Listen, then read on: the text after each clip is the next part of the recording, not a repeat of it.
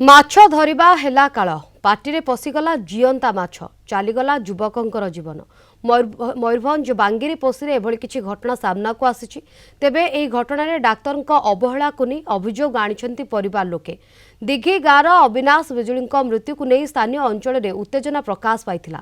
ବନ୍ଧରେ ମାଛ ଧରିବା ସମୟରେ ଏକ ଜୀବନ୍ତ ମାଛକୁ ପାଟିରେ କାମୁଡ଼ି ମାରିବାକୁ ଚେଷ୍ଟା କରୁଥିଲେ ଅବିନାଶ। ହେଲେ ଅସାବଧାନତା ବଶତଃ ମାଛଟି ତାଙ୍କ ପାଟି ଭିତରକୁ ଗଳି ଯାଇଥିଲା। ବହୁ ସମୟ ଧରି ଶ୍ୱାସନଳୀରେ ଅଟକି ଯାଇଥିଲା। ଗୁରୁତର ଅବସ୍ଥାରେ ଅବିନାଶକୁ ବାଙ୍ଗିରିପୋଷି ଗୋଷ୍ଠୀ ସ୍ୱାସ୍ଥ୍ୟ କେନ୍ଦ୍ରକୁ ଅଣାଯାଇଥିଲା। ବାରମ୍ବାର ଅନୁରୋଧ ସତ୍ତ୍ୱେ ଡାକ୍ତର ରୋଗୀଙ୍କ ପାଖକୁ ଆସିନଥିବା ପରିବାର ଲୋକ ଅଭିଯୋଗ କରିଛନ୍ତି। ଠିକ୍ ସମୟରେ ଚିକିତ୍ସା ନ ପାଇ ଅବିନାଶଙ୍କର ମୃତ୍ୟୁ ହୋଇଥିବା ଅଭିଯୋଗ ହୋଇଛି।